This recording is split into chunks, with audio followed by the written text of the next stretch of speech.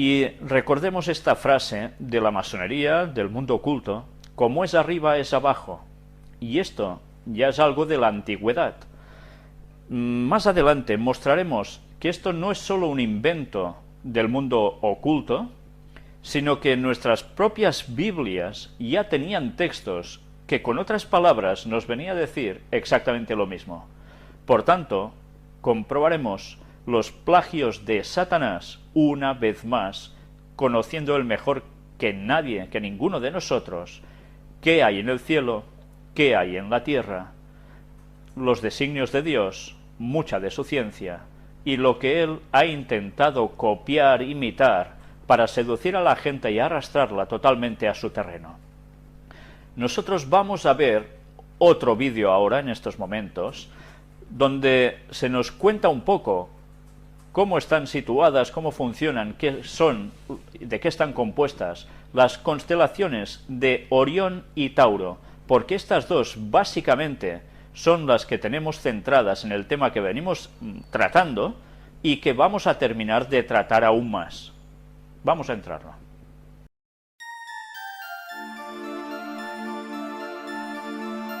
Las 88 constelaciones del cielo nocturno. El cazador Orión y el toro. Visibles de diciembre a febrero. Mirando al oriente veremos sus figuras. Las famosas estrellas conocidas como los tres reyes forman el cinturón de Orión. Esta es la forma de Orión. Y sus estrellas más brillantes son Bellatrix, Betelgeuse, Rigel y Saiph. Y en el cinturón, Mintaka, Al-Nilam y Al-Nitak. Orión es el cazador gigante hijo de Poseidón y Gea, la madre tierra. Según la leyenda, al morir por la picadura del escorpión, Zeus puso a Orión en los cielos. Por esta razón, cuando Orión desaparece del cielo, toma su lugar el escorpión. En Orión podemos encontrar la bellísima nebulosa de Orión, M42. Orión está acompañado por el toro y la liebre, Taurus y Lepus en latín. Veamos sus figuras. El toro representa al dios Zeus. También representa al gigantesco toro Meneo, con quien Jasón el argonauta peleó. En el cielo, Orión y el toro se enfrentan por las Pléyades. Las Pléyades son las 7 hijas de Atlas y Pleione. Ellas son Esterope, Taigeta, Selaeno, Electra, Maya, Merope y Alcione. Aldebarán es la estrella más brillante de esta constelación, es el ojo del toro. También tenemos a la constelación de la liebre, Lepus en latín. Representa al animal que caza Orión y fue puesta por Hermes en los cielos. Estas tres constelaciones están relacionadas por la mitología griega.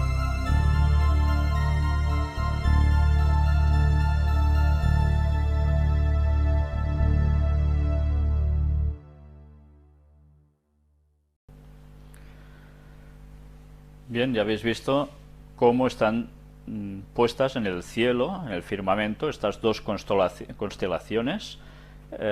Además, toda una mitología al respecto del mundo griego. Pero veréis que no es la única explicación que hay de por qué Orión y Tauro tienen esa disputa y además aparecen las Pléyades. Aquí se da toda una teoría de la mitología griega, pero vamos a ver cómo aún hay más al respecto.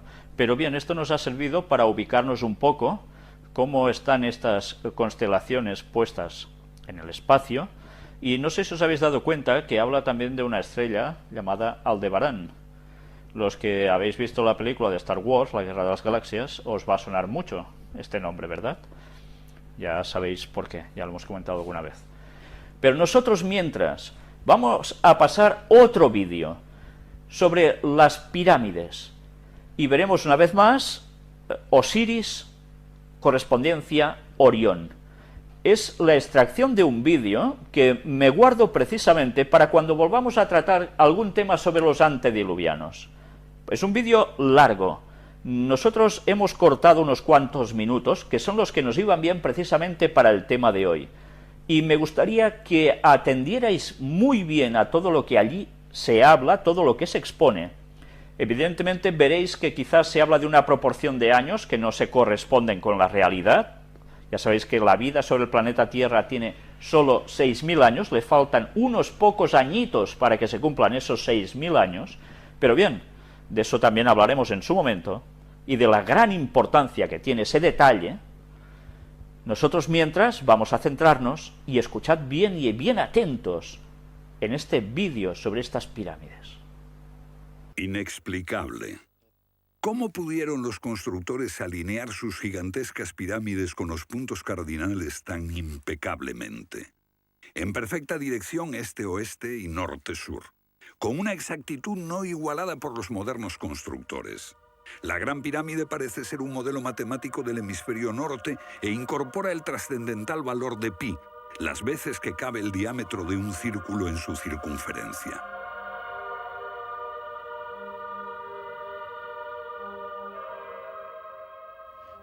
Está claro que lo que aquí tenemos es un avanzado sistema de matemáticas y tecnología, en un tiempo que no conocía su existencia. Para lograr estos resultados, los antiguos constructores tenían que usar un eclímetro de 52 grados. Cualquiera otro no valdría. Pero no solo los egipcios conocían el valor pi.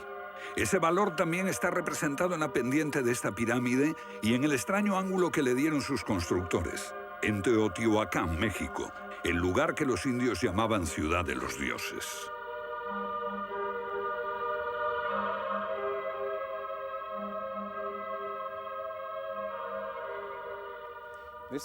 En su época, esta ciudad fue más grande que la Roma imperial.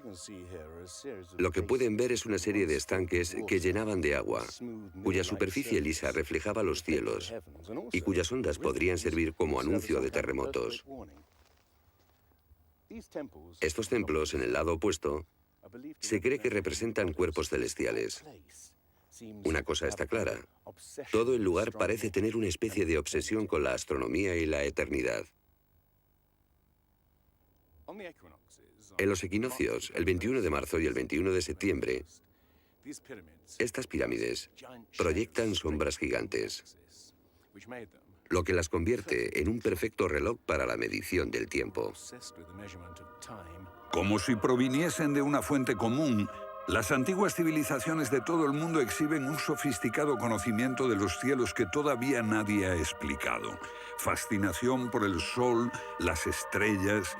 El lento e inexorable movimiento de la Tierra determina que las constelaciones parezcan viajar por los cielos nocturnos y por las épocas.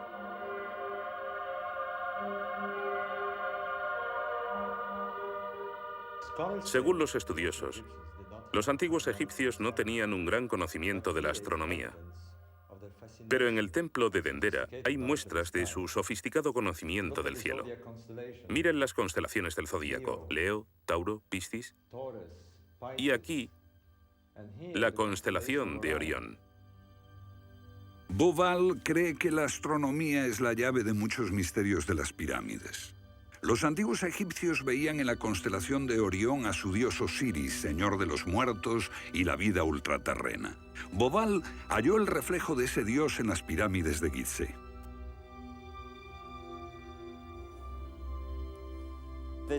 Esto es realmente un misterio.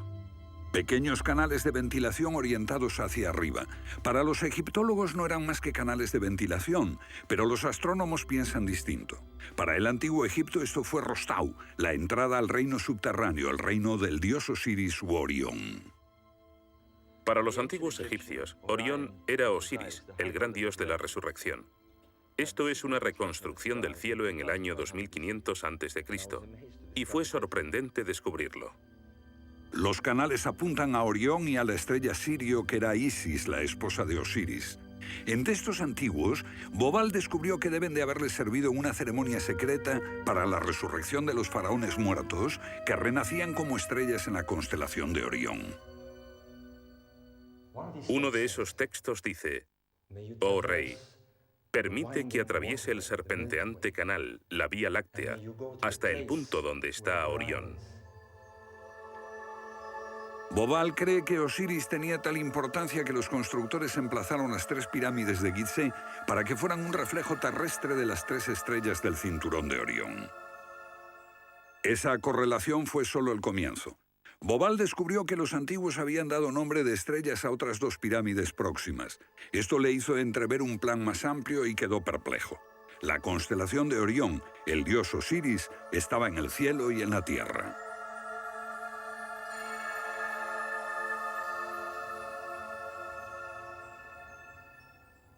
México, donde Teotihuacán presenta otro paralelo. Una leyenda la llama la ciudad de los dioses y sugiere que su propósito era convertir a los hombres en seres celestiales. Como ocurre en Egipto con las pirámides de Giza, los mitos hablan de la reencarnación en las estrellas.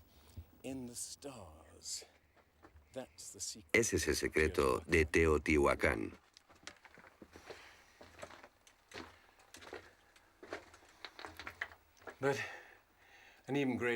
Pero esta pirámide presenta otro enigma mayor. Cuando se excavó por primera vez en 1906, se halló una enorme capa de mica. Ahora sabemos que la mica se usa como aislamiento eléctrico. No tenemos idea de para qué la utilizaban ellos. Lo que resulta aún más extraño es que la mica procede de Brasil. Imaginemos el problema de trasladar toda esta mica a más de 2.000 kilómetros de distancia. ¿Cómo? ¿Con qué finalidad? No tenemos ni idea. Tiahuanaco, Bolivia. Otra cultura perdida revela la misma fascinación por el sol y las estrellas. Hace 100 años, el arqueólogo boliviano Poznański observó que en el primer día de primavera el sol salía exactamente por el centro del templo. Fue el inicio de un gran descubrimiento. Poznański descubrió que este templo era un observatorio, un gran reloj para medir la progresión del sol. Y podemos utilizar ese alineamiento astronómico para datar el lugar. Durante el año el sol sale cada día por un punto diferente del horizonte. El primer día de primavera un observador vería salir el sol exactamente en el centro. Estudiando el esquema de Poznański, dedujimos que en los primeros días de invierno o de verano el sol saldría por encima de las piedras angulares.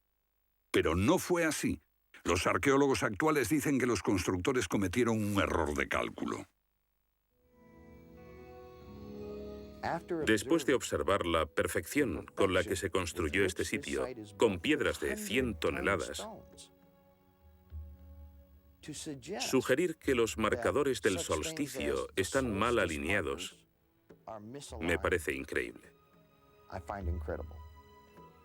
Neil Stide hizo una completa verificación de los cálculos de Poznański.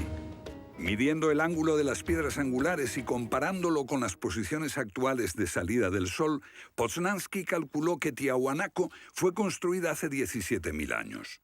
En ese tiempo, la inclinación del eje de la Tierra era ligeramente distinta de lo que es hoy en día y el Sol habría salido directamente encima de las piedras angulares.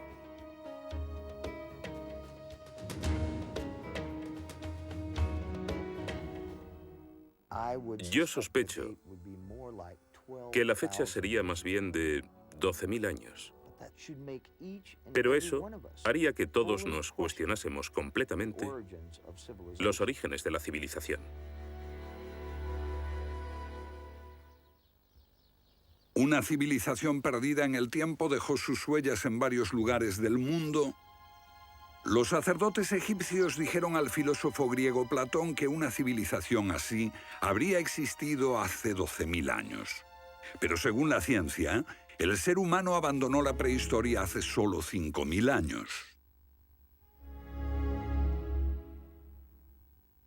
En Egipto, el investigador John West descubrió que la esfinge de Gizeh no resultó alterada por el clima de la misma forma que las construcciones del entorno, erosionadas por la arena y los vientos del desierto.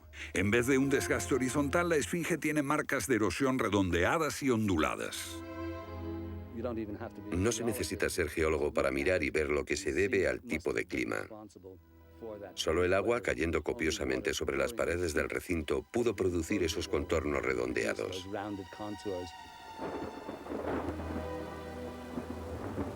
¿Agua en el desierto del Sáhara?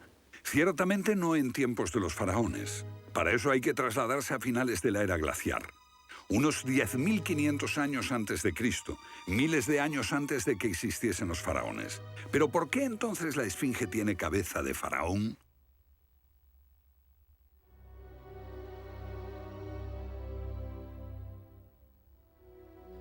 La cabeza es desproporcionadamente pequeña. Desde el aire se ve que el cuerpo de la esfinge es largo y aplanado, y la cabeza casi se parece a la de un alfiler. Para nosotros, esto indica que ha sido tallada más de una vez. En otras palabras, la cabeza se rehizo en algún momento de su larga historia. John West cree que la esfinge era originalmente un enorme león que un desconocido grupo de escultores modeló en la roca antes del 10.500 a.C. Se comenzó a erosionar cuando el final de la era glaciar alteró el clima y causó lluvias que cayeron durante siglos. Solo miles de años después, un faraón habría tallado la cabeza con su propia imagen. ¿Tiene la esfinge más del doble de la antigüedad que creíamos? La teoría fue ridiculizada por los egiptólogos, pero los geólogos les respondieron que los hechos estaban allí. Más extraño aún, según Robert Bauval, la evidencia astronómica sugiere que las pirámides de Gizeh parecen revelar esa increíble antigüedad. La disposición de Gizeh coincidía misteriosamente con la posición de Orión en el año 10.500 a.C., cuando la esfinge miraba hacia Leo, su propia imagen en los cielos. La puesta de Orión en esa fecha distante se correspondía exactamente con las tres pequeñas pirámides, y existen muchos otros hechos difíciles de entender.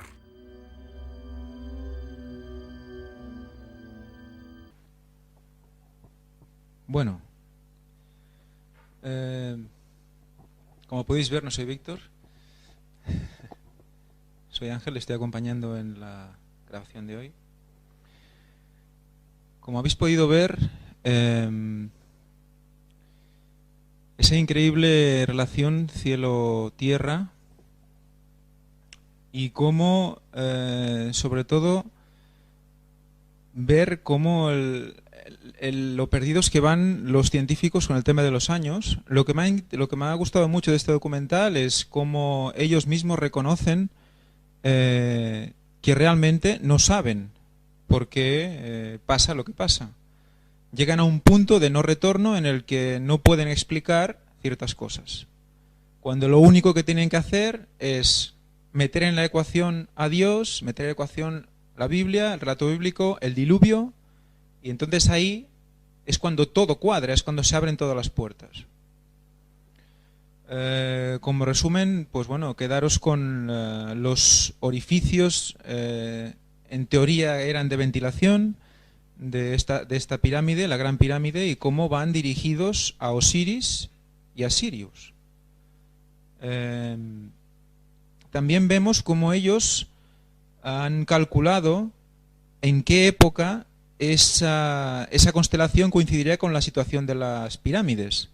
Y pone, pues habla de unos 10.500 años o hace 12.000 años, 10.500 años antes de Cristo. Bueno, todos sabemos que eso no es posible, pero sí que sabemos que ese movimiento que han enseñado del eje de la Tierra se produjo de golpe durante el diluvio.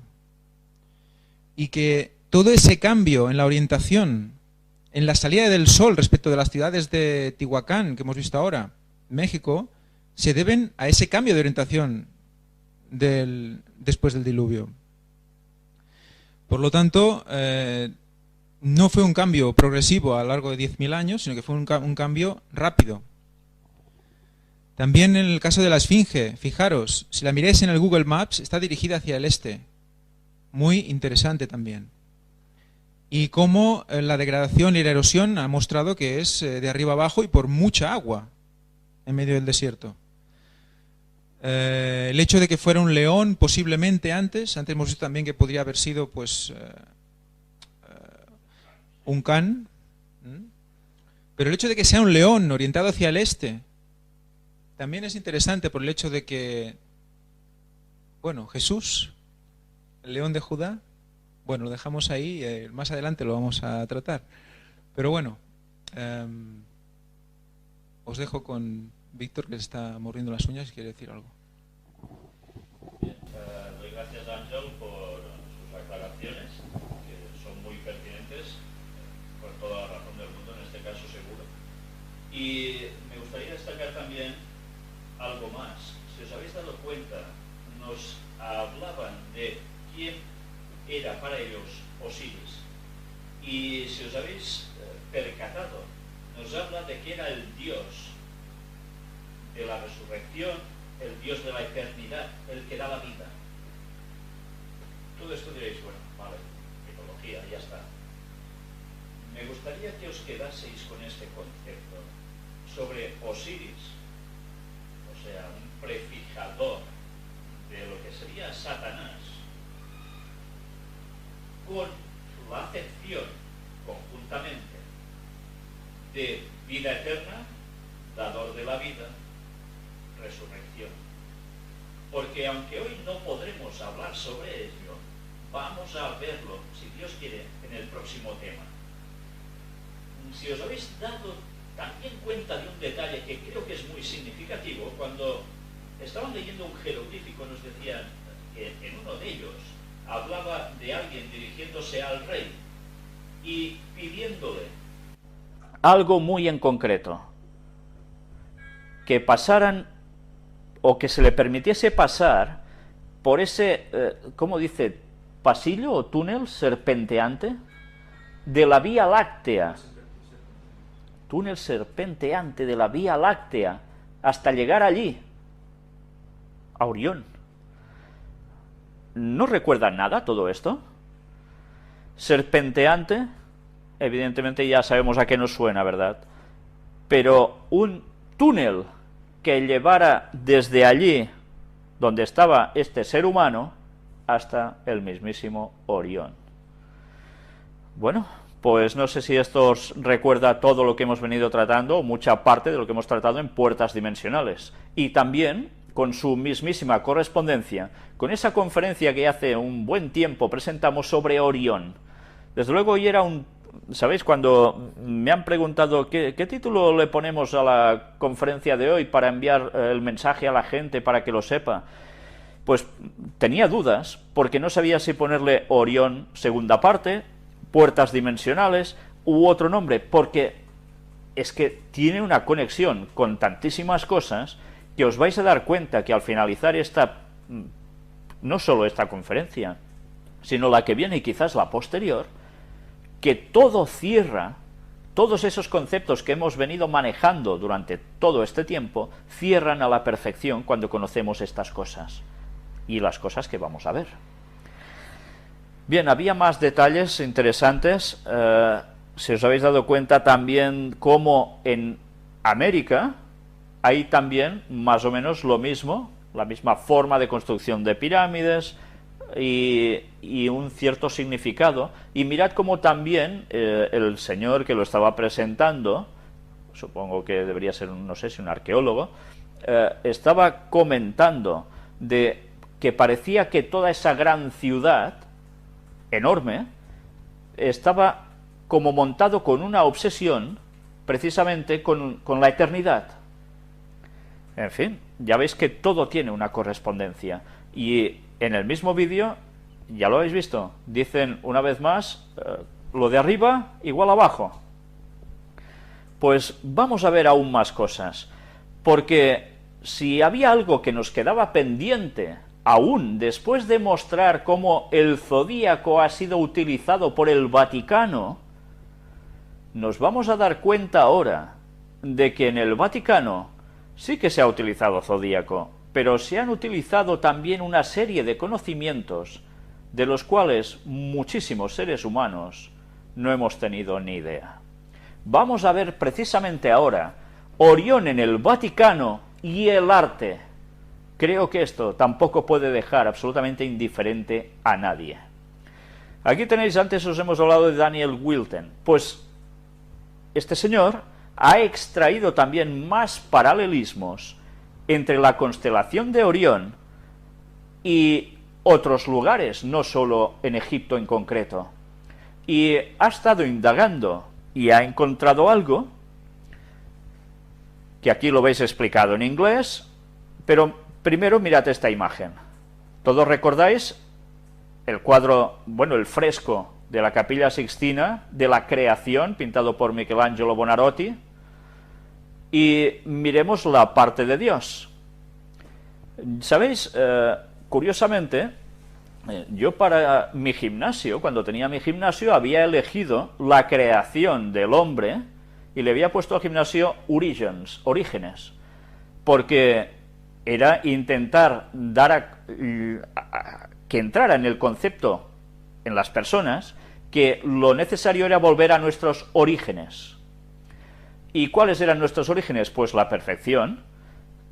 Adán, ser creado perfecto físicamente, pero solo físicamente no, sino mentalmente y, cómo no, espiritualmente.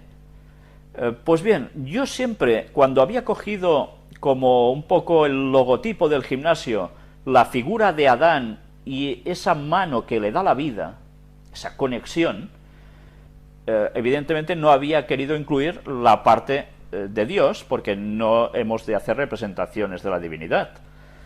Pero, ¿sabéis? Siempre me había dado vueltas en la cabeza por qué esta extraña forma que envuelve a Dios como en esta capa, por decirlo de algún modo, rodeado con estos otros seres celestiales y quizás una mujer, sería la futura Eva, no lo sé, de esto se especula mucho, pero ¿por qué tenía esta extraña forma, esta capa donde estaba Dios? ¿Y por qué Dios estaba tan puesto en horizontal? Pues bien, la respuesta ahora ya se sabe. Y mirad cómo la comparativa entre la constelación de Orión, su forma, y donde está puesto este Dios pintado por Michelangelo, nos damos cuenta que hay una extraña relación. Mirad más. Vamos a ver precisamente ¿de qué habla este señor en sus libros y en sus ponencias? Él nos dice, hay un misterio asociado con la constelación de Orión, se encuentra en las culturas indígenas de todo el mundo que se remonta al antiguo Egipto. Si uno hace la investigación, se darán cuenta que Dios se asocia repetidamente a la nebulosa de Orión. Este libro se embarca en un viaje que desafía nuestra propia realidad, la física moderna, como la teoría de la relatividad, y la naturaleza de la realidad a través del descubrimiento de la sala de los archivos que se encuentra dentro de la constelación de Orión. He consultado los datos de las culturas de todo el mundo, incluyendo el libro egipcio de los muertos, los textos de las pirámides, la Santa Biblia, Maya Popol Vuh, Corpus Hermeticum, el Kybalión, dibujos alquímicos de los maestros como Atanasio Kircher, Teosofía, Gnosis y otros materiales de interés para seguir el rastro. En lugar de depender de la teoría presentada en forma matemática, este libro proporciona la gnosis a través del medio de los datos de arte geográfica. Uno no necesita tener una licenciatura en matemáticas o entender las complejidades de la física cuántica para capturar la esencia del conocimiento contenido en este libro. Bien, eso es verdad. Cuando veis las imágenes que este señor presenta, no es el único, ya veréis, sorprenden, pero cuadran mucho con lo que estamos viendo hasta aquí. Sí que es cierto que este señor, vais a ver que incluso llega a hablar de un personaje del adventismo sumamente conocido. También lo vamos a mostrar. Pero tened claro una cuestión. Él parece ser que no hace para nada la diferencia que nosotros le estamos dando a esta cuestión de los que son los plagios de Satanás. Y más o menos parece ser que lo engloba todo con una serie de conceptos de la teosofía, etcétera, etcétera, ¿no? Un poco de la gnosis. Salvando esto, que ya es muchísimo a salvar, cojamos, una vez más, el texto del apóstol Pablo de examinarlo todo y retener lo bueno. Y haciendo caso de lo que dice el apóstol Pablo, una vez más, vamos a hacer ello. Sigue diciendo él: sea testigo de la nebulosa de Orión, oculta en altares y en los famosos frescos de maestros como Miguel Ángel, ya a principios del año 1500, o de los años 1500. Descubra el famoso fresco que representa la constelación de Orión en la bóveda principal de la iglesia, madre de los jesuitas. Pues también, mirad qué cosas, qué conceptos y qué misteriosos conceptos de sabiduría ya tenían los jesuitas. Qué cositas le debieron revelar al famoso Ignacio de Loyola, tan santo él. ¿Quién se lo reveló? ¿Dios? Mirad que todo lo que estamos mostrando, evidentemente, no eran revelaciones directas de Dios al pueblo, sino que eran revelaciones de la gente que provenía del lado oscuro. ¿Y quién se las daba? Evidentemente no se las daba Dios. ¿Quién se las daba? Pues alguien que estuvo al lado de Dios como su máximo asistente, que fue creado el ángel más excelso de todos, con más capacidad, el magnífico entre todos, pero que después se reveló. ¿Qué cantidad de sabiduría y del hacer de las cosas de Dios debería saber este ángel, Satanás, que pudo llegar a transmitir al ser humano para confundirlo en su adoración, creyendo que adoraban al auténtico Dios, al dador de la vida y de la eternidad, y todos estos calificativos se los estaba pasando a él? Evidentemente esto iba complementado con unas formas de hacer que distaban mucho de la forma de hacer que Dios le dijo a su pueblo, pero el engaño estaba montado a la perfección. Sigue diciendo: descubra el verdadero origen del disco alado y dónde los antiguos derivaban su simbolismo. Sepa por qué Hermes Trismegisto declaró la imagen del cielo en Egipto. Ver prueba de la sala de los archivos y de la nebulosa de Orión en un juego reciente desarrollado en Egipto. Redescubrir el conocimiento místico descubierto después de miles de años, dice él. Aprenda la conexión del hombre con la nebulosa de Orión y su asociación, atención a esto, porque es lo que próximamente vais a ver, y su asociación, la nebulosa de Orión, ¿con qué? A la conciencia. ¿A la conciencia? ¿Qué tiene que ver la nebulosa de Orión con la conciencia? Pues estáos atentos, porque en breve lo vais a ver. Sepa por qué la nebulosa de Orión es el código maestro. Bien, creo que es fundamental saber que realmente la nebulosa de Orión es el código maestro, y esto no son bromas. Y sabéis, nosotros lo estamos viendo, que es un código maestro utilizado por el diablo, pero que evidentemente es un código maestro plagiado y derivado hacia su sector, porque es el código maestro de Dios. Y veremos qué profundidad hay en todo lo que se va a exponer.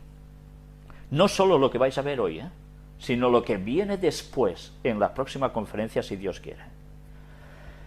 Mirad, aquí tenemos a otro pintor, Domeiklino, que hizo también su cuadro sobre la creación de Adán y Eva. ¿No veis nada extraño?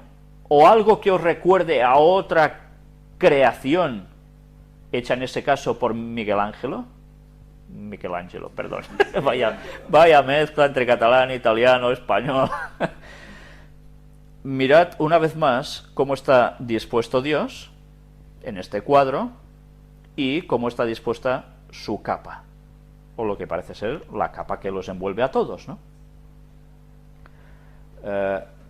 Sí, ¿puedes hacer comentarios? Por favor, Ángel, te lo voy a agradecer. No, que es interesante ver también la forma de ojo que cogería la capa, con una parte central quizás, no sé, la parte central más grisácea, que tiene un círculo gris, que sería como el centro del iris del ojo. Es interesante. Donde apoya su mano, ¿no? Sí, donde apoya su mano izquierda. Un apoyo, Sí, luego vemos que la postura de la mano de Dios cambia en dirección hacia el ser humano. No vamos a analizar nada más de este cuadro, sencillamente para sorprendernos, os lo he puesto, para que veáis que no solo fue Miguel Ángel el que pintó algo así, alguien más sabía de estos conceptos. Y curiosamente ya veis que van muy relacionados con gente del mundo del arte. Y que muchas veces el arte ha sido básico precisamente ¿en qué? Pues en cuestiones secretas, en cuestiones enigmáticas, que allí se han plasmado y que muchísimas personas no nos dábamos ni cuenta si no estábamos iniciados en esa cuestión. Y aparte que el arte era la televisión de entonces. Es la manera de conquistar la puerta dimensional de la vista. O sea que contemplaban cuadros en ese momento. Por tanto, recordemos una vez más cómo esas puertas que se nos abren, en estos casos eran visuales. Y que ya sabe Satanás cómo funciona, ¿no? Sabe cómo adentrarse, sabe cómo transmitirnos algo. ¿Lo sabe hacer Dios? Satanás también, claro. Y además tengamos presente que siempre, o normalmente, muchos, en este caso frescos o pinturas, tienen unas simbologías escondidas que transmiten unos mensajes. Una vez más, quizás ahora os he de remitir a esas primeras conferencias del año 2006 cuando hablábamos del significado del obelisco, del círculo alrededor del obelisco y tantas otras cosas que aparecían en logias masónicas y demás, que si no sabes lo que hay allí, tú lo estás viendo y no terminas de percibirlo, pero se te está dando un mensaje que queda en ti. Y que de allí ellos extraían ciertos conocimientos y ciertos poderes. Sigamos avanzando, porque aquí tenemos el otro cuadro, no cuadro, sino fresco, el de la creación de Miguel Ángel. Y mirad una vez más la composición. Sigamos y miremos también qué aparece en esta página, las 7 pinturas famosas con códigos ocultos. Y no os voy a hablar de Leonardo da Vinci, no os lo voy a poner aquí, que ya sabéis que de él hemos hablado otras veces, que también ya sabéis que iba por los mismos derroteros, pero mirad que aparece en la Capilla Sixtina de Miguel Ángel. Una vez más, una serie de conocimientos plasmados en distintas formas, ocultos en distintas formas, en este caso de cuerpo humano.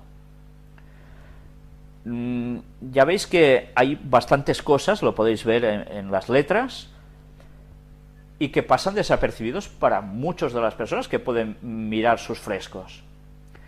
¿Sabéis? Miguel Ángel tenía un gran conocimiento, evidentemente, del cuerpo humano. Hizo muchas disecciones también, como era tan habitual en muchos pintores de antaño, ¿no? Y conocían muy bien cómo funcionaba el cuerpo humano, al menos anatómicamente, y después lo sabían plasmar, pero además, para ellos, recordemos que muchas cuestiones u órganos del cuerpo humano tenían ciertos simbolismos también con una serie de conocimientos que querían decir ciertas cosas y que implicaban algo en el cuerpo humano también y por tanto en la mente del ser humano. De esto aún veremos más cosas. Mirad aquí, nos dice otra obra de arte que ha causado polémica con los códigos que le han sido descubiertos, es la Capilla Sixtina de Miguel Ángel. En ella se han encontrado ilustraciones del cuerpo humano que han sido escondidas tras diferentes mensajes religiosos. Los médicos en neuroanatomía, Ian Sack y Rafael Tamargo, han logrado descifrar ilustraciones perfectas de la anatomía humana, como en la separación de la luz de la oscuridad, donde reconocieron que formando la garganta de Dios se encuentra la médula espinal y el tallo del cerebro humano. ¿Qué es lo que habéis visto aquí? Médula espinal y ¿qué? Tallo del cerebro humano. Y diréis, bueno, ¿y qué? Mira, le hizo gracia a Miguel Ángel hacer esto, ¿no? Pues ahora vais a ver si era solo una gracia de un señor que era pintor o había algo más. Ahora vamos a ver una comparativa entre el ojo que todo lo ve, ya sabéis, el famoso ojo de Horus, ojo de Ra, etcétera, etcétera, con el cerebro. ¿Cómo con el cerebro? ¿Qué tiene que ver ese famoso ojito con esa forma que tantas veces hemos visto en todas estas conferencias? Con el cerebro. Pero con una parte bastante concreta además del cerebro. Hipotálamo, glándula pineal. Y como os pongo abajo, referencia a las conferencias de Ángel.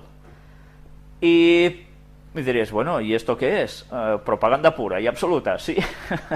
Sí, porque, sabéis, nuestro compañero Ángel estuvo dando una serie de temas referentes y describiendo muy bien todo el proceso de la mente, del hipotálamo, la glándula pineal, etcétera, y cómo tanto Dios como Satanás trabajan por ese lugar. Pero además con una serie de detalles buenísimos, excelentes, que vale la pena que veáis. En nuestro blog los vais a encontrar en un apartado donde precisamente veréis que tiene que ver con, bajo un subtítulo de la mente, o cuerpo y mente, algo así, ¿no? Si no recuerdo mal. Mens Santa in Corpore Santo. Vale, ya lo habéis oído. Y luego la conferencia de transformación, allí también hablamos de esto. ¿En la conferencia? Transformación. Y queda una pendiente. Pero bueno, Dios dirá cuándo. Pues los que ya las habéis visto, esas temáticas, aún vais a entender mucho mejor lo que vais a ver ahora. Si no, una vez que hayáis visto esto, os recomiendo que no demoréis mucho en ver toda esa temática que él presentó, porque veréis qué tremendo complemento a todo lo que veréis hoy aquí. Mirad una vez más qué aparecía en esta página, la creación de Adán. ¿Y no veis nada de extraño o de sorprendente en esto? ¿No veis un paralelismo acaso? Ya veis un corte del cerebro con la parte del cuadro de la creación donde se ve Dios y esa capa. Pero además una serie de elementos. Mirad lo que aquí nos pone. Cabe destacar que los conocimientos anatómicos de Miguel Ángel surgen de cuando disecaba cadáveres en los cementerios de la Iglesia. Incluso algunos aseguran que lo que hizo fue referirse a la lucha entre la ciencia y la religión. Anudado a esto, científicos han encontrado referencias al riñón en otras partes de la capilla, lo que relacionan con el padecimiento de piedras en el riñón que el pintor tenía. Bueno, también hay otras explicaciones al respecto que pueden ser bastante largas de explicar aquí, porque ya os he dicho antes que los órganos del cuerpo tienen una cierta correspondencia con cuestiones mentales y con relaciones también a veces esotéricas para el mundo oculto, ¿no? Por tanto, yo no voy a entrar ahora en todo esto porque lo que nos va bien para el tema es todo esto precisamente, que aquí veis. Además, en la creación de Adán se puede ver un cerebro humano representado con las figuras que contiene la nube, donde se distingue la glándula pineal, que está en la parte del cerebro. ¿Lo puedes decir tú mismo, Ángel, por favor? ¿Puedes ver algo desde aquí? O sea, vendría a estar... es que yo lo marco, pero aquí no lo vais a ver. Bueno, en la grabación del vídeo esto no va a quedar. ¿Lo puedes describir viendo el cerebro tal como vemos la imagen nosotros? ¿Dónde estaría? Más o menos quedaría justo debajo del centro de la imagen de la izquierda. Esa glandulita pequeña que hay debajo de la parte central del dibujo. Claro, sin nombres ni nada es difícil. Pero en el dibujo de la izquierda, justo en el centro, hay como una especie de redondita en el centro. Pues justo debajo hay una glándula pequeña y esa glándula está encima de un trono, que luego veremos más adelante, quizás, no sé si saldrá hoy, sí. Detalle de la glándula. Bien, pues ahora vamos a verlo en distintas imágenes, una sobreposición de lo que sería ese famoso ojo, que todo lo ve, puesto precisamente sobre ese corte meridional de la mitad del cerebro. No sé si os estáis ubicando bien. Por un lado, vemos abajo lo que son las pirámides y lo que sería el reflejo en el mismísimo cerebro de este ojo que todo lo ve. Si no lo veis aún suficientemente bien, mirad cómo dentro de lo que es el ojo, no en la pupila del ojo, sino entre el espacio que va hacia el lagrimal o el párpado, por decirlo de algún modo, en el lateral izquierdo, aparece también una calavera con una columna vertebral. Bien, todo esto ahora lo vais a ver más desglosado aún, porque ahora al verlo así alguno dirá, yo aquí no entiendo nada. Pues vamos por partes. ¿Veis que también señala que en el centro de esta calavera hay una lucecita blanca que destaca, ¿no? Un punto blanco, que luego aquí indica qué es? Pues bien, vamos a verlo con más detenimiento. Aquí vemos el mismo ojo sobrepuesto sobre la nebulosa de Orión. Y por si fuera poco, vamos a ver más esas extrañas correspondencias. Y ahora también, mezclándolo con el cerebro. Tenemos aquí la constelación de Orión, el ojo famoso y la parte del cerebro. ¿Estáis viendo algo en la forma también cómo está dispuesto el ojo, como encima de una repisa? Vamos a ver más aún. Aquí tenéis la cuestión de simbologías utilizadas por el mundo oculto, donde ya sabéis que también los árboles tienen mucha significación, y podríamos hablar de las acacias, el árbol de la vida, que tanto es usado también en masonería y demás.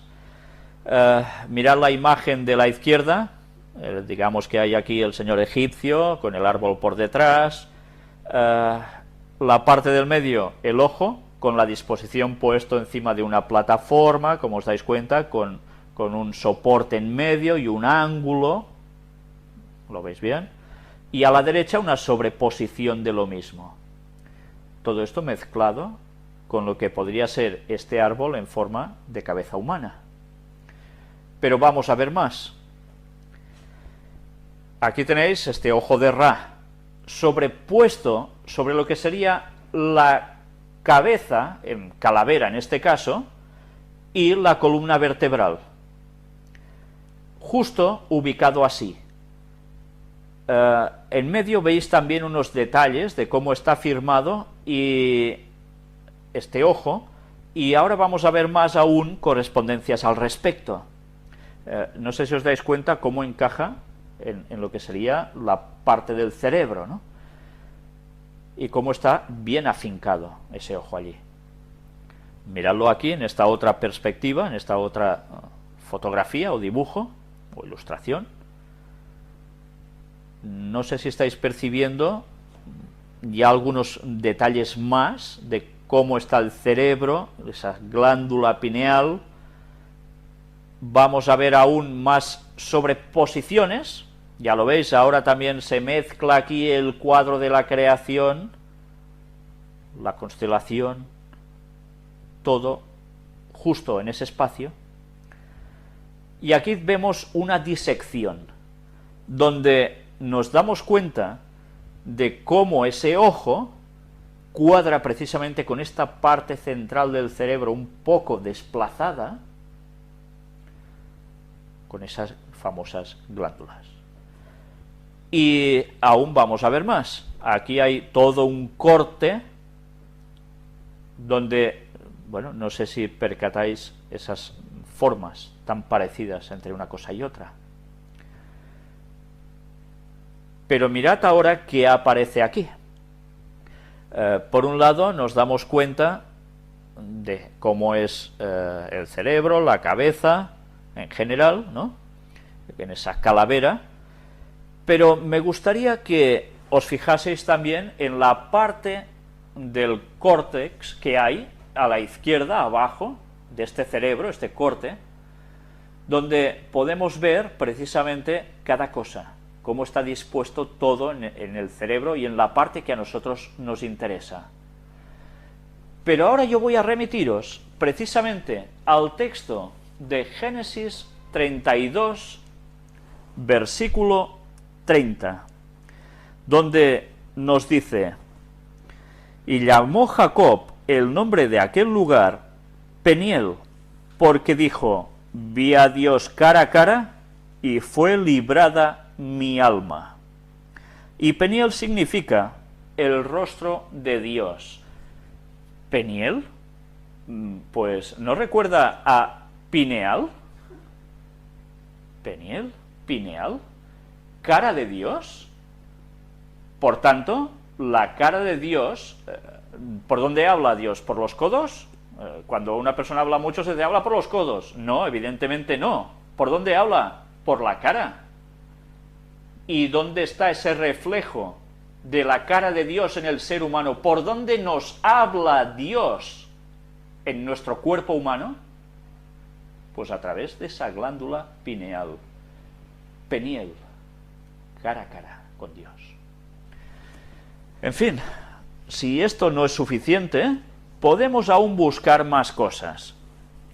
Y haciendo valer algo que no estáis viendo en imagen, un atlas completo de la Biblia de Charles Pfeiffer, entramos en un apartado donde habla de Penuel o Peniel y cita precisamente Génesis 32 del 22 al 32.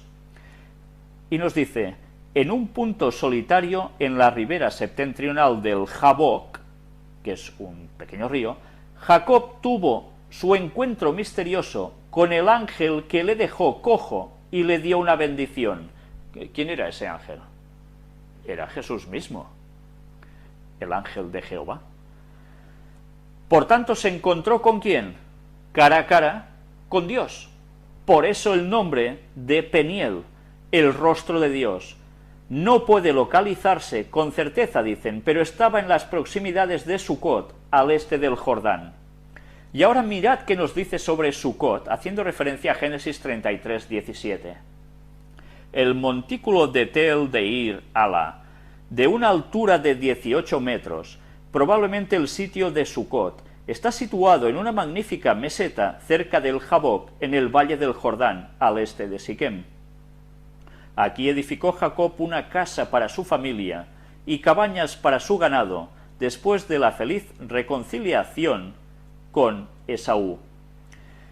Dice Jaboc, en el valle del Jordán, cerca de Siquem, pero ¿a qué lado? En el este. Recordad que antes hemos hablado, memorizad este, porque este punto cardinal, nunca mejor dicho, este punto cardinal que se llama este, vamos a hablar aún más en la próxima conferencia. Pero ya veis que nos habla de Siquem, al este de Siquem. Si sigo bajando un poco en la lectura, me encuentro precisamente con que me dice, la residencia en Canaán, cita Génesis 34 al 45. Al cruzar el Jordán, Jacob se halló en Canaán por primera vez en más de 20 años. Como Abraham se estableció primero en Siquem y posteriormente se trasladó a otras comunidades. Y nos dice de Siquem, Siquem, identificada ahora con Tel-Balata, estaba situada entre los montes Gerizim y Ebal, en la región conocida después como Samaria.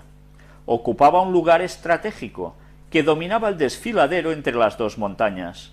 Las excavaciones indican que Siquem ya estaba poblada en el año 2000 a.C., tiempo en el que se hallaba sujeta a Egipto.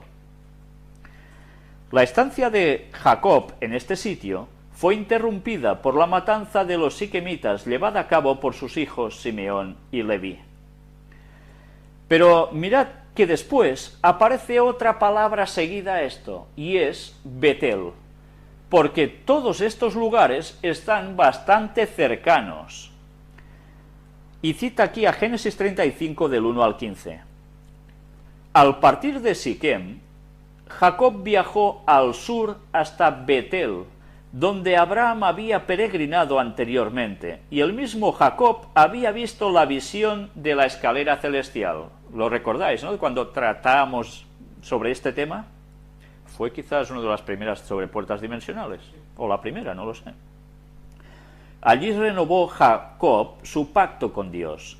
Las excavaciones del montículo conocido como Bet-In fueron iniciadas en 1934, por una expedición financiada por el Seminario Teológico de Pittsburgh, Xenia, y la Escuela Americana de Estudios Orientales. Por tanto, nos damos cuenta cómo precisamente la palabra utilizada para Peniel tiene su correspondencia con cara, con a Dios, hablando Dios a cara, con Pineal. Penuel también, otra palabra utilizada. Y que todo esto, curiosamente, tiene una correspondencia con Jacob bíblicamente, que está precisamente situado todo esto en qué lugar, en Oriente. Y diréis, bueno, ¿y qué tiene que ver? Pues ¿qué tiene que ver? Pues ya lo iréis viendo aún en la próxima conferencia, si Dios quiere, pero que era necesario que hoy os diésemos todos estos detalles para que finalmente lleguéis a comprender el todo de la cuestión. Vamos a seguir avanzando. Y aquí veis una comparativa también entre una pirámide y ya veis qué tipo de pirámide, ¿no? Antes hemos hablado que tenía unas salidas, como hemos dicho, como de escapes, ¿no? Les llamaban. Y que curiosamente iban encaradas una hacia Sirius, precisamente.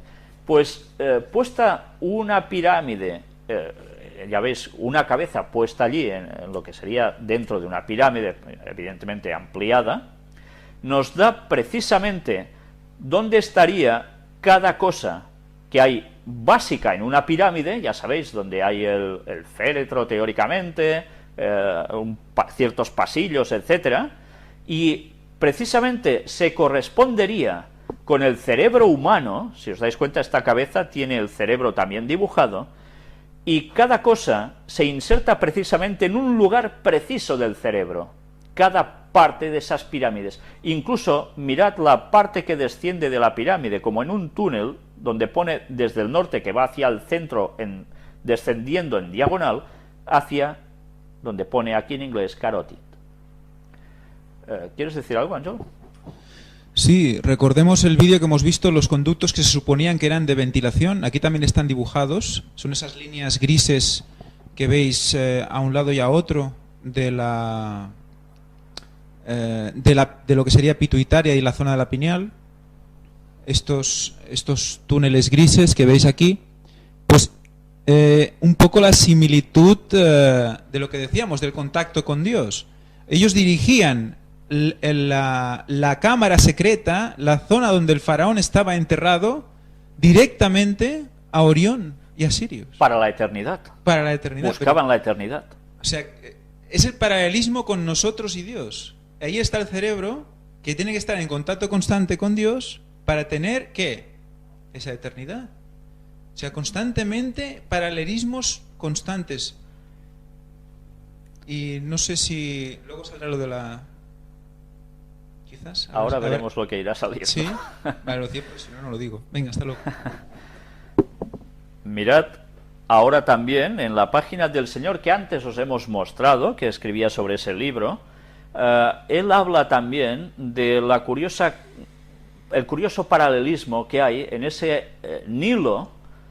Os lo digo por la parte de la imagen de la izquierda y por la de la derecha, de los dos extremos, como también la parte de abajo a la derecha, donde esa desembocadura del Nilo nos hace referencia a cómo estaría ubicada una cabeza y la columna vertebral, con todo el Nilo. Luego aquí también se habla sobre el Greco. Ya sabéis que el Greco también es un personaje controvertido por todo lo que pintaba y sus significaciones, también bastante en este mundo de parece ser lo oculto, ¿no? Y una vez más se nos hace referencia aquí de la glándula pineal conectada directamente con la nebulosa de Orión, para que veamos la correspondencia entre una cosa y otra. Nos estamos dando cuenta de que cuando estamos hablando de Orión, en ese lugar donde decíamos que estaba el trono de Dios, ese lugar que brillaba más, ese santuario celestial donde está el trono de Dios, del cual también hablaremos posteriormente en estos temas, tiene su correspondencia con el que sería ese trono dentro de nuestro cerebro?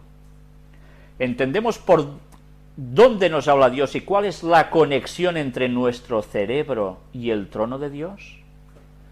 ¿Sabéis? Esto nos va a dar una amplitud de referencias sobre unos cuantos textos bíblicos que tantas veces nos hemos leído y que ciertamente algún buen significado le hemos cogido, y muy importante, pero que ahora van a tener una trascendencia sabiendo esto, que va mucho más allá de lo que muchas personas se han podido llegar a imaginar.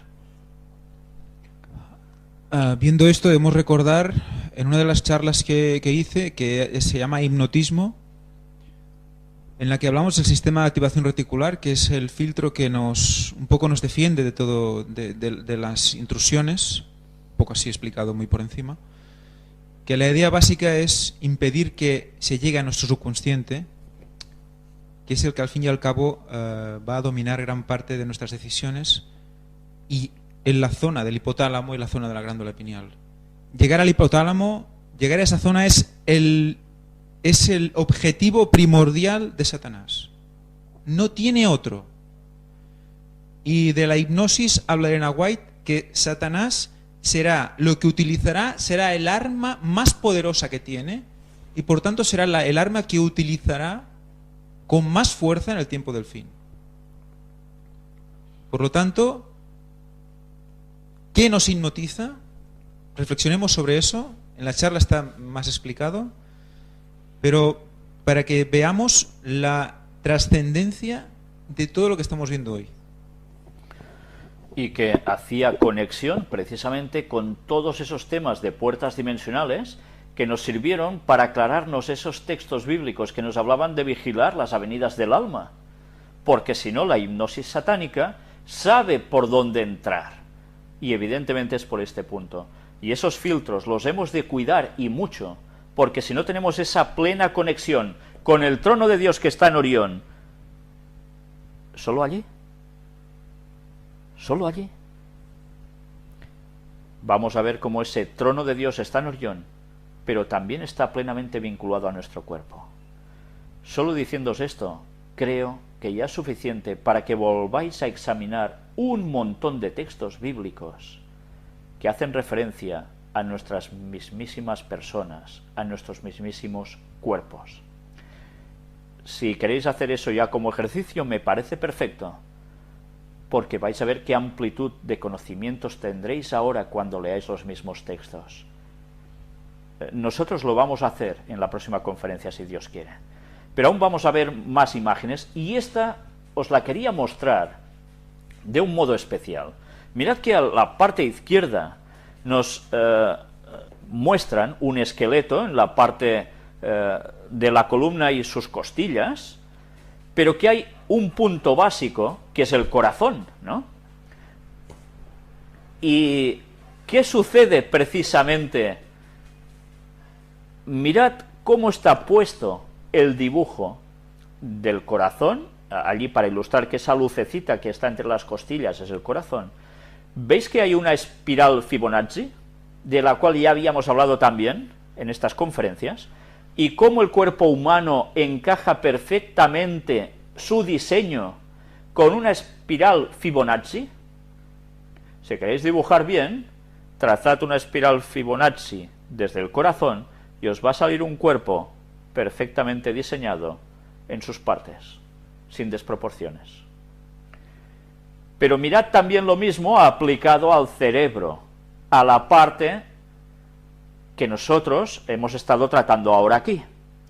Si partimos desde esa glándula pineal, que es el punto este rosado, luminoso, que está en esta imagen, esto no quiere decir que sea así, que haga esta lucecita esta parte, al menos que con un cerebro vivo es difícil de saber, pero mirad cómo parte también la espiral Fibonacci desde este punto, y cómo a través de esta espiral que se va ampliando, ya sabéis que no es la típica espiral que decíamos de la hipnosis, que es tan circular, ¿no? Esta es elíptica, que se va abriendo. Mirad cómo van encajando los distintos puntos de lo que es ese cráneo, ese cerebro y ese cráneo. que evidentemente, entonces esto, si lo trasladamos a la nebulosa de Orión, una vez más, se corresponde.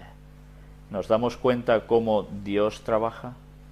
Lo hemos visto en tantos temas de puertas dimensionales, cuando hemos hablado de todos estas formas, ¿no?, en tantos medios distintos de la naturaleza y de las galaxias. ¿Por qué será? Dios hace sus cosas perfectamente. Pero hay algo que quiero destacar también, no sé si os dais cuenta, nos habla de dos corazones aquí, ¿no? El corazón del cuerpo humano que late, pero luego nos habla del asiento del alma y el corazón del cerebro. ¿Sabéis? El mundo esotérico, el mundo de la parte oculta, habla tantísimas veces de estos dos corazones distintos y de que cada uno tiene una función distinta. Pero es que la Biblia también nos habla de eso. En muchos textos no nos hace referencia al corazón y nos hace referencia a la mente, y que los dos participan de ciertas cosas conectadas plenamente. Bien, hay cosas que la ciencia no sé si logrará explicar fácilmente, pero que los textos bíblicos sí nos hablan, y que como era evidente Satanás, que sabe a la perfección cómo funcionamos, cómo nos ha diseñado Dios, pues lógicamente ha ido mostrando esos conocimientos en su lado a la gente de su bando, para transmitirles una serie de conceptos que el resto de gente prácticamente hemos quedado a dos velas, en desconocimiento, pero que evidentemente reflejan un conocimiento que él podía impartir, pero además les servía para cautivar a la gente con esos conocimientos, como el del árbol de la ciencia del bien y del mal, ¿verdad? Para engatusar a las personas y llevarlas a través del conocimiento embaucador a todo su terreno. Pues ahora, gracias a Dios, podemos saber dónde está la verdad y dónde está el error.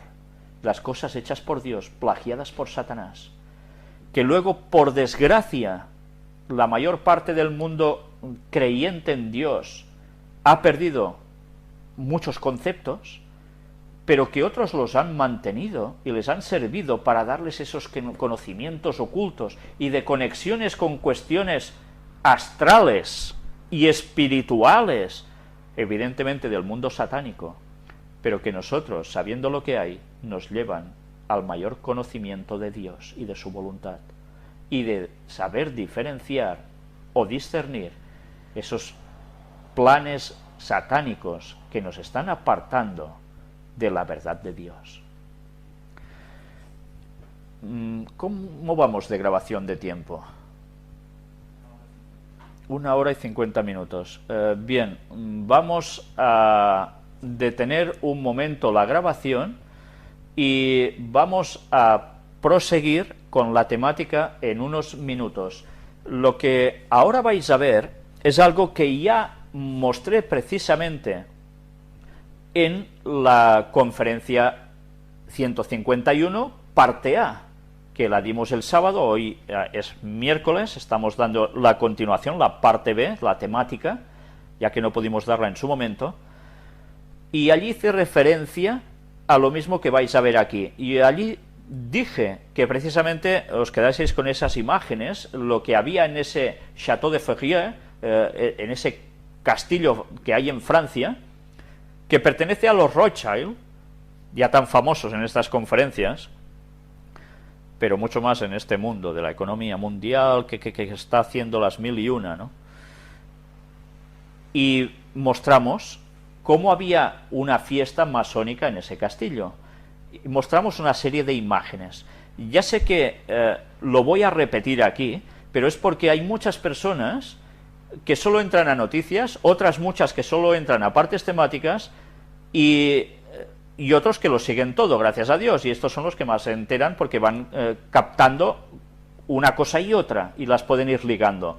Pero como eso sucede, que hay personas que entran nuevas en un vídeo, y a partir de aquí se van suscribiendo a los canales de YouTube, etcétera, o a los blogs, vale la pena que lo ponga otra vez aquí. Nosotros vamos a hacer una pequeña pausa para cambiar el sistema de grabación y luego vamos a continuar precisamente con estas imágenes.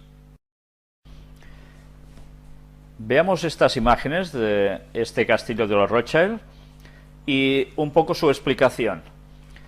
El castillo de Verrières está localizado en la ciudad de Verrières-en-Brie, en la región de Seine-et-Marne, en Francia. Considerado el más importante castillo francés del siglo XIX, se encuentra a unos 26 kilómetros al este de París. Aquí veis, sí, en el este. Veis las imágenes de este castillo un poco de lejos. Vamos a ver su historia. Fue construido entre 1855 y 1859 por el barón James de Rothschild. El dominio de los Rothschild sobre la propiedad fue pasando por la línea masculina de la familia de acuerdo con las leyes de la primogenitura. El castillo fue proyectado por el arquitecto británico Joseph Paxton, que se inspiró en el diseño de las Torres Menmore en Buckinghamshire, en Inglaterra, edificio que Paxton construyó para el primo del barón James, o barón Mayer Amschel de Rothschild. Al contemplar Menmore, el barón James habría convocado a Paxton y ordenado: «Constrúyame un Menmore, pero 2 veces mayor». El barón James adquirió una vasta colección de obras de arte y estatuas que adornaban varias salas del castillo, con esculturas y demás. Luego todo esto lo vamos a ver ahora en unas imágenes, posteriormente. Sucedió algo también con este castillo, hubo situaciones durante la Segunda Guerra Mundial, etcétera, etcétera, y finalmente llegamos al punto donde nos dice: sus esfuerzos hicieron que el castillo se convirtiera una vez más en un lugar de encuentro entre la nobleza europea y las estrellas de los films de Hollywood. Pero veremos que no eran los únicos, las estrellas de los films de Hollywood, había más personajes. En 1975, Guy de Rothschild y su esposa donaron el castillo a la rectoría de la Universidad de París y actualmente está abierto al público para visitas guiadas y eventos especiales. Mirad ahora este castillo, que ha sido usado también en alguna escena de alguna película. Nosotros vamos a ver unas imágenes de lo que allí sucedió también en estas fiestas que se hacían. Aquí ya veis el escudo, precisamente, de la familia Rothschild. Mirad todo lo que en esta página se expone de una famosa fiesta que se hizo allí y, bueno, unas imágenes muy sorprendentes que ya comentamos en la parte primera de esta conferencia, la número 151. Ya veis qué cosas tan estrafalarias se ponían en las cabezas, como, bueno, máscaras estrambóticas de distintas formas, en fin, todo lo que veis aquí, ¿no? Y, bueno, además que resultan hasta desagradables, ¿verdad? Pero bien, son las fiestas, o eran las fiestas de esta gente. Además, las invitaciones se mandaban, ya lo veis, con la letra impresa al revés. Se tenía de leer mediante un espejo o ser muy bueno leyendo al revés. Y así se invitaba a la gente a ir allí. La mansión iluminada en colores naranjas para simular quizás un fuego. ¿Cómo? Sí, bastante parecido al color de la nebulosa de Orión, ¿verdad? Pero mirad qué más cosas aparecían durante esta fiesta. Ya veis qué cosas tan estrambóticas, ¿no? Y incluso un muñequito descuartizado de un bebé, una cabeza de bebé abierta también, con algo dentro, y puestas sobre, ya veis, este cuerpo de bebé mutilado, puesto sobre un androjo extraño aquí, de una cuestión negra, ¿no? En fin, esto la verdad es que, no sé, que da una sensación un poco extraña, ¿no? Entre otros muñequitos raros que hay por aquí y demás. Bueno, ya sin comentarios, cuando ve que una señora es capaz de llevar algo así en la cabeza, símbolo evidentemente, ya sabéis de qué, la manzana, esa reminiscencia al jardín del Edén, la transgresión por parte de la mujer. No sé si veis lo que lleva también puesto en su vestido, es como un lagarto, una lagartija. Sería quizás esa serpiente que antes también no se arrastraba, antes de que la mujer mordiera. En fin, aquí está. maniquís de cuerpos desnudos con rosas, personajes pillados en momentos y situaciones un poco quizás sexuales. Ya veis, una mujer con una sobrecabeza encima. Uf, cosas tan extrañas, ¿verdad?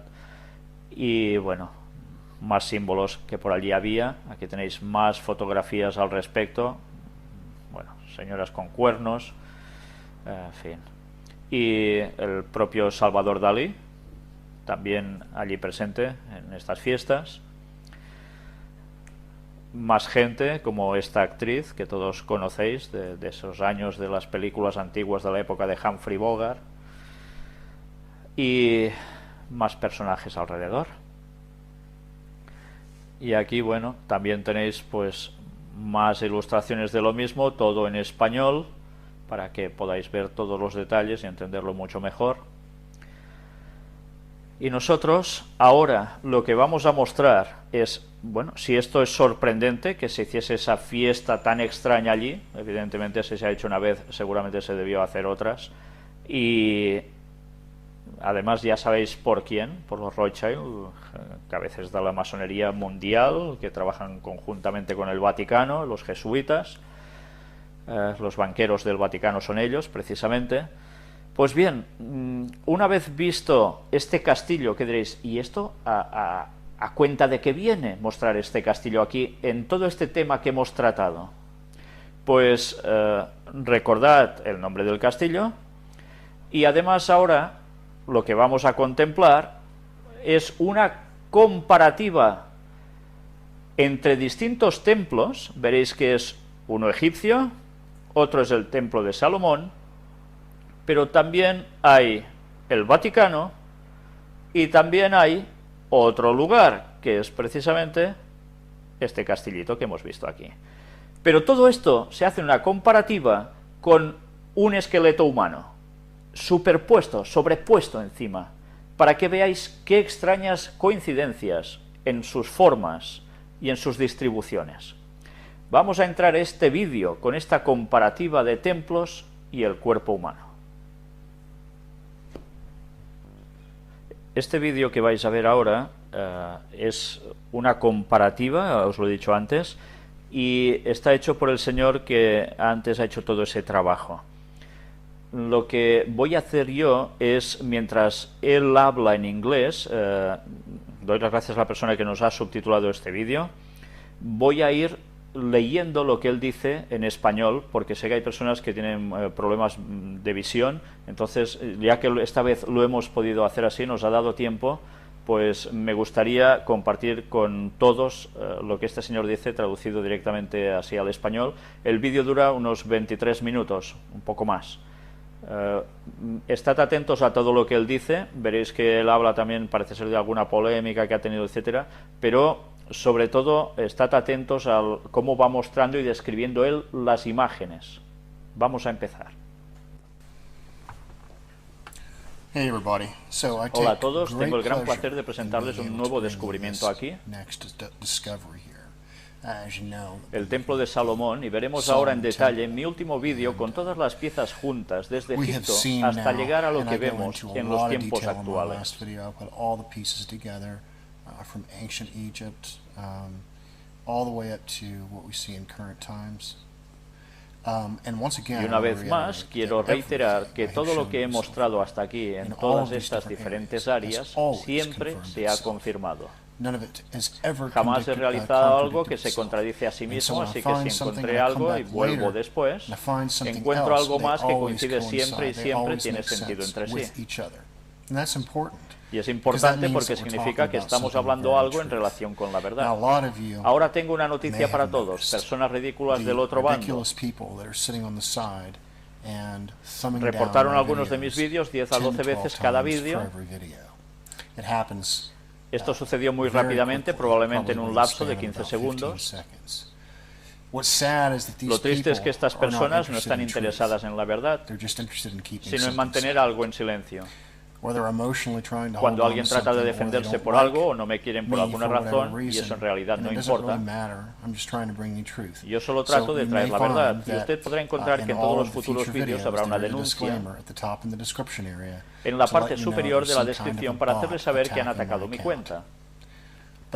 Pero estoy realmente feliz de poder lograr este descubrimiento particularmente en el último vídeo que les mostré sobre el castillo Rothschild aquí.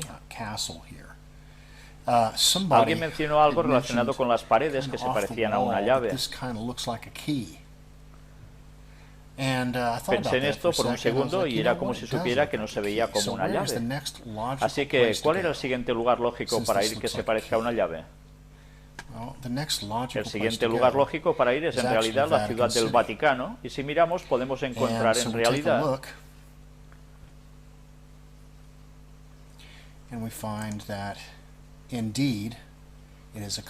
una copia del diseño del Templo de Salomón. De hecho, hay zonas muy bien detalladas. Echemos un rápido vistazo aquí. Comenzaré por la parte superior, el lugar santísimo. Solo miren esta área aquí. Ustedes pueden observar que hay dos estrellas aquí.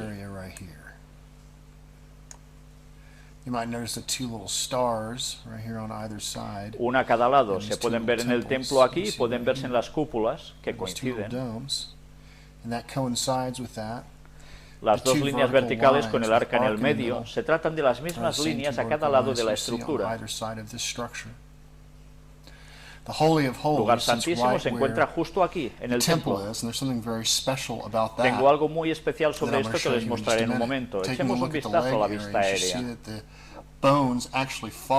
Noten que los huesos en realidad siguen la curvatura que veremos aquí. Siguen las mismas líneas rectas que vemos tanto en el interior del templo de Salomón como en el templo de Luxor, y puedes verlo en otros lugares. Por otro lado, se encuentran dos pares de líneas que se pueden ver aquí, siguiendo las piernas hacia abajo.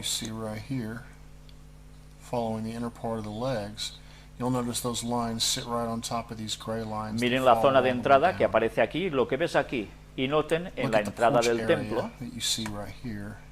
unas segundas estrellas. Se puede observar que es bastante parecido a lo que se ve aquí.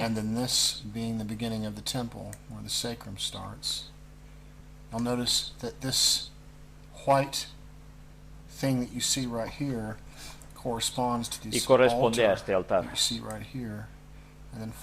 Y siguiendo hacia arriba tiene dos líneas verticales a ambos lados y el lugar santísimo.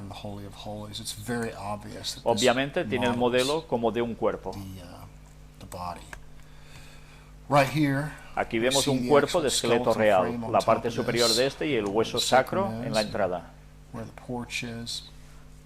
Girando el cuerpo a la posición final, se muestra desde los hombros hasta especialmente aquí abajo, donde se encuentra el fémur, que está relacionado a los movimientos y el orden moral. También coincide con el mismo diseño, es lo que vemos aquí, y también conseguí una versión más grande que veremos ahora. Echemos un vistazo al cráneo, porque justo donde se encuentra el lugar santísimo se ubica la glándula pineal. Vean el mentón posicionado en la arquitectura y la forma curva del cráneo, con las mismas curvas que vemos por aquí, donde el cráneo encaja perfectamente.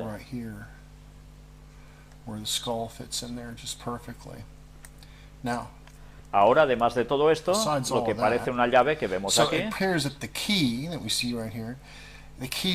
la llave del cielo es realmente el templo del cuerpo, ¿verdad?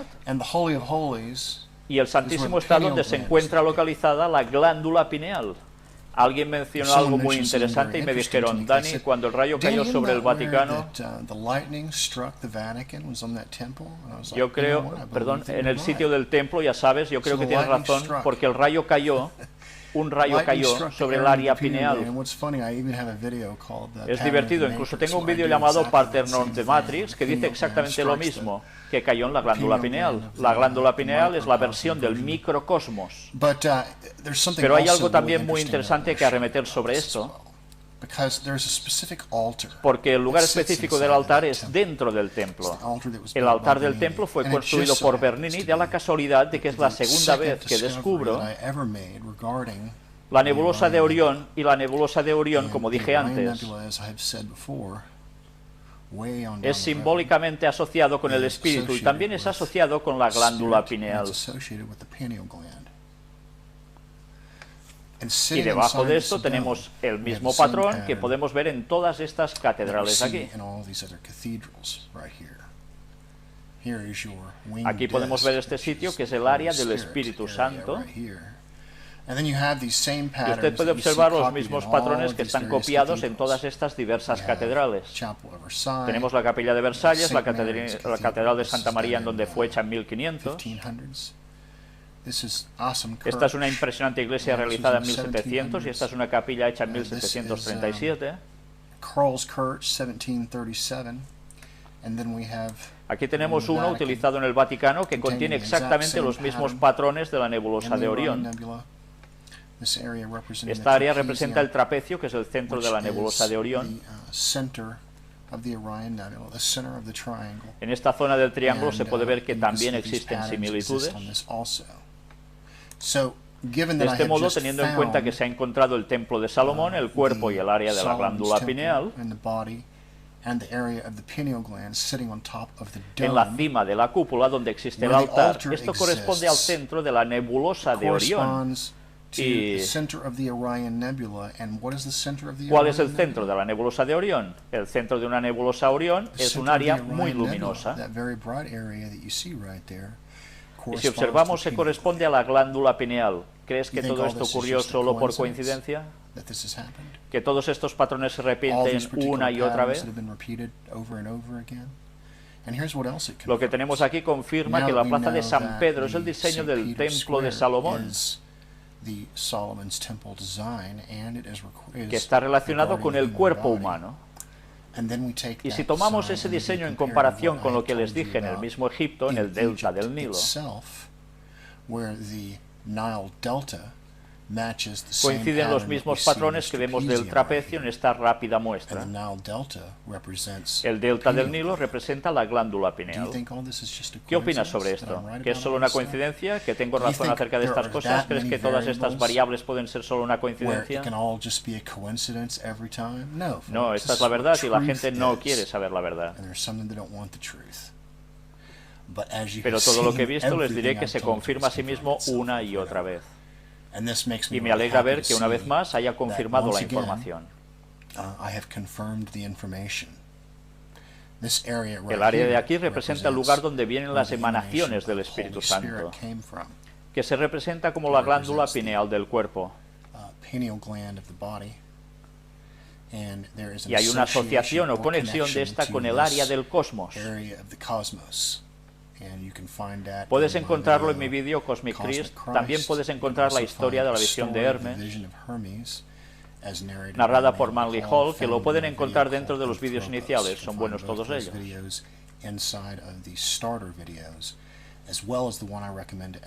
Les recomiendo a todos el llamado Buckle-Hole Sun al Cross Culture para conectar todos los puntos. Así que solo me gustaría cómo lo veo. Creo que es un descubrimiento muy interesante y satisfactorio. Aquí lo tienen una vez más.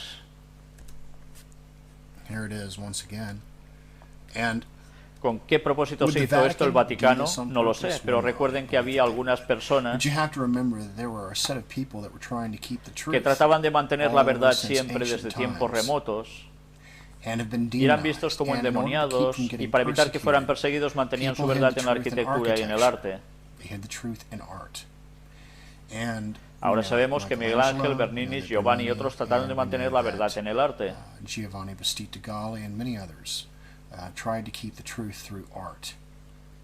Y los constructores, masones, trataron de mantener la verdad a través de la arquitectura, mostrando el templo de Salomón. Y yo creo que el Vaticano no sabía de esto porque estoy seguro que no lo apoyaría. Pero la verdad tiene una forma de exponerse a través de la mística. Y a través de esto están tratando de mantener la verdad, y aquí vemos una combinación de ambos. We see a combination of Se man puede ver trying to keep the combinaciones truth, tratando de mantener and la we see the verdad, y mystical vemos la truth verdad unfold. mística desplegándose. The mysterious El light rayo being misterioso en struck la to the glándula pineal, el the misterio mysterious templo asociado con la temple nebulosa de associated with the Orión, Orion Nebula and matching up to the one we y su see in coincidencia Egypt con also, Egipto también asociada con la associated with the misma same área de la area in the nebulosa de Orion Orión, Nebula. es verdad. This is all truth, and as I've shown you before, Y como he everything mostrado antes, confirms todo se itself confirma en muchas in many áreas different diferentes. areas. So I hope you guys enjoy Así that. que disfruten, los nuevos suscríbanse por favor a mi canal, cuídense y nos vemos. Coming out all the time. Y'all take care, and I'll talk to you soon.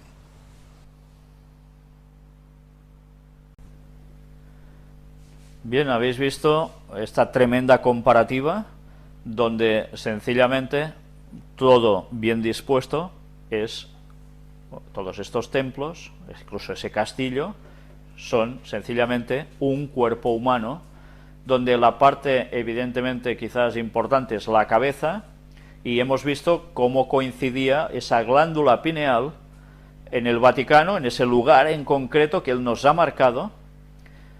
Y cuando lo hemos visto en el templo de Salomón, precisamente en el lugar donde estaba el Arca de la Alianza. Además, hay un detalle interesante al respecto, y es la disposición, cómo se encontraba el Arca de la Alianza en el momento en que el sumo sacerdote cruzaba, traspasaba del lugar santo al lugar santísimo, donde estaba ubicada este arca. ¿Y cómo estaba puesta? ¿Totalmente desplegada en horizontal delante de él? No. Estaba puesta de un modo en que la parte estrecha miraba hacia él y los ángeles no los veía él por las caras, sino que los veía de lado, por decirlo de algún modo. Estaba puesto longitudinalmente. ¿Cómo entendemos esto? Si siempre nos han pintado, normalmente nos han pintado de que el arca estaba puesta, que él veía las caras de los ángeles prácticamente desde su perspectiva. Pues muy sencillo, porque era un error de disposición. No se había interpretado bien este concepto, no porque lo diga este señor en este vídeo para cuadrar las cosas, sino porque ya se describe así en verdad, sobre todo cuando somos conscientes de que el sumo sacerdote salpicaba con la sangre que él llevaba justo en un lado del arca, en el lado este, justo cuando él entraba, porque era la parte del arca que estaba más próxima a él, y donde él, lógicamente, salpicaba. Y esto nos tiene que hacer pensar también en lo que decía Ron Wyatt, cuando él dice que encontró el arca y donde estaba la sangre que Cristo había derramado, que precisamente se había dispuesto en el otro lugar, en el otro extremo, en la banda oeste. Ángel nos quiere decir algo. Sí, la clave de la orientación oriental es que significa delante o parte delantera. Y la parte delantera del templo, la entrada del templo es en el este. Y eso, en el momento que leemos las escrituras, nos imaginamos cómo el sacerdote efectivamente se pone delante del arca y tira la sangre hacia la parte delantera del templo, o sea, hacia el este del templo, hacia el este del arca, dejando la parte oeste pues totalmente libre para que Cristo, Jesús, en su muerte, con el derramamiento de su sangre, caiga en el lado oeste. Así cierra el ciclo y cumple en la tierra como cumplió en el cielo. Recordemos que hay un texto que ya analizaremos en la próxima conferencia, si Dios quiere. ¿Cómo va a ser la venida del Hijo del Hombre?, dice el texto bíblico. Como el rayo que se muestra, ¿dónde? En Oriente, y va ¿hasta dónde? Hasta el Occidente. Por tanto, el sumo sacerdote iniciaba esa primera parte salpicando en el este, y Cristo iba a hacerlo, finalmente, en el oeste.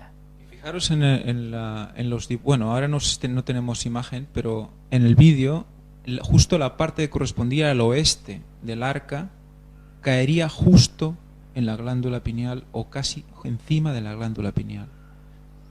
O sea que, qué conexión con el derramamiento de la sangre de Cristo, qué conexión que encima del arca fue a caer, qué conexión que resulta que el arca es el centro, que representa nuestro centro cerebral, cómo el sacrificio de Cristo tiene que estar en nuestra mente constantemente, que nos tiene que recordar a quién debemos la vida. Es realmente impresionante lo que estamos viendo hoy aquí, teniendo en cuenta que se están juntando todo lo que hemos ido estudiando durante los últimos meses Y años. y años ya. Y es, bueno, no hay palabras. Mirad cómo la gloria de Dios se manifestaba precisamente en ese lugar, en el templo, en el propiciatorio, la tapa que cubría el arca de la alianza, que contenía, entre otras cosas, el maná y la vara de Aarón que reverdeció, los 10 mandamientos de Dios, en el cual además brilla de modo especial y a diferencia de tantísimos, el mandamiento del sábado, que nos dice quién es nuestro creador del cielo y de la tierra, y por tanto también nuestro, de todo el universo, de todos los seres del universo, pero también del ser humano. Y que si eso representaba donde Dios se manifestaba en nuestro cerebro sería la glándula pineal, mirad la conexión precisamente de cómo Dios quiere comunicarse aún con los seres humanos. ¿Os dais cuenta de la importancia de nuestros cuerpos? Cuerpo, sí. Cuerpo es el ¿Templo de quién? ¿De quién? Del Espíritu Santo. El cuerpo es el templo. O sea, más claro, estamos viéndolo literal. Pues esto es lo que vamos a analizar en la siguiente conferencia, con unos cuantos textos bíblicos, que ahora vais a ver qué dimensión llegan a coger tan sobrecogedora. Ángel nos decía, todo esto nos tiene que llevar a recordar y a tener siempre presente el enorme sacrificio de Cristo derramando su sangre por nosotros. Es volver a conectar el ser humano con Dios. Otra vez ese camino que iba a recorrer entre el cielo y la tierra y el cielo, volvía a estar unido gracias a nuestro mediador que era Cristo Jesús. Bien, ahora cuando veáis todo lo que dice Ron Wyatt al respecto, porque aún hemos de sacar más a la luz de lo que él llegó a decir, os vais a dar cuenta que todo coge una dimensión escalofriante, no por temor, miedo, sino de sobrecogedora, para darnos cuenta cómo Dios lo tiene todo tan bien hecho y tan bien trazado, y qué poco conscientes somos de todo esto. Quería aclarar que cuando él ha hablado precisamente sobre el Vaticano, ha dicho que no entiende el por qué esta conexión, un poco, y que además el arte estaba ocultando una serie de verdades que si el Vaticano se daba cuenta, pues hubiese liado a saber qué.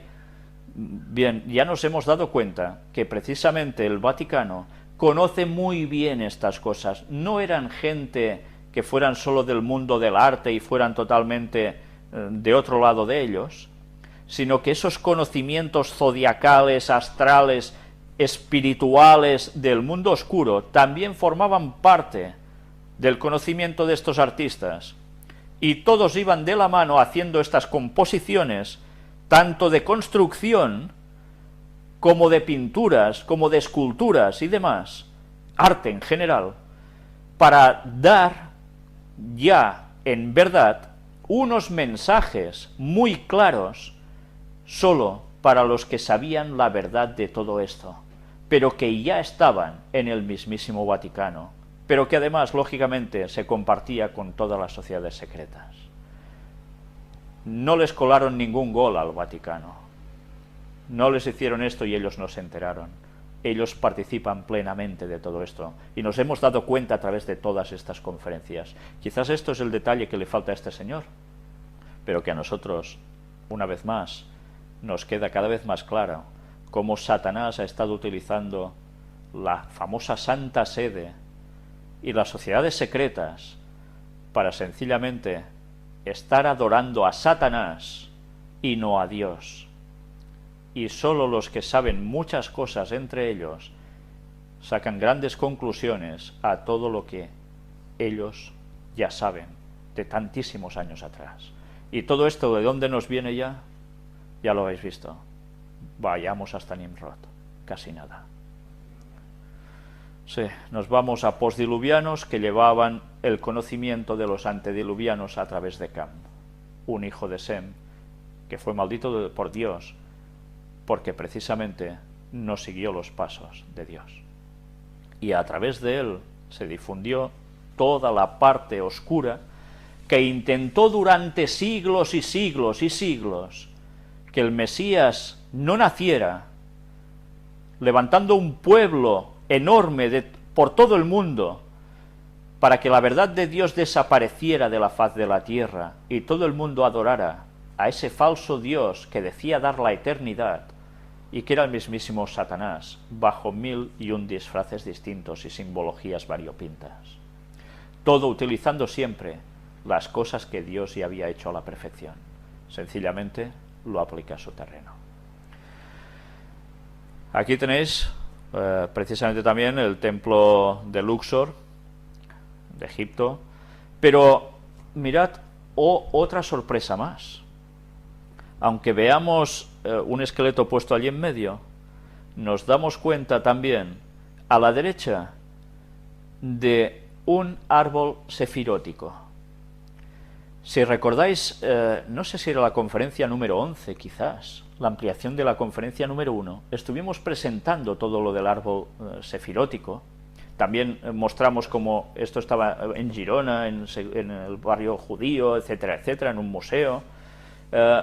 Pues no va a quedar todo aquí. Nosotros tendremos que ahondar un poquillo más aún en este asunto, porque esto, que es cabalismo, que es cuestión satánica, que da teóricamente unos conocimientos muy buenos y muy superiores sobre las cuestiones espirituales, es totalmente terreno satánico, mezclado con grandes verdades, y que hace que muchas personas judías y otros que siguen en la masonería y demás, cojan todos estos conceptos, los apliquen como totalmente buenos y certeros, y los estén desviando totalmente de la palabra de Dios y de nuestro Señor Jesucristo. Porque esta es la clave, desviar de nuestro Señor Jesucristo y de su sacrificio por nosotros. Pues bien, aquí tenéis precisamente, visto quizás un poco más claro que con el vídeo, en esta imagen, el castillo de los Rothschild. Y ya veis la sobreposición, etcétera, etcétera, ¿no? En fin, aquí lo tenéis todo muy bien claro y muy bien dispuesto. ¿Por qué creéis que gente de la masonería mundial se hizo construir esto y se les hizo con esta forma? Pues porque una vez más ellos querían hacer réplica ¿de qué?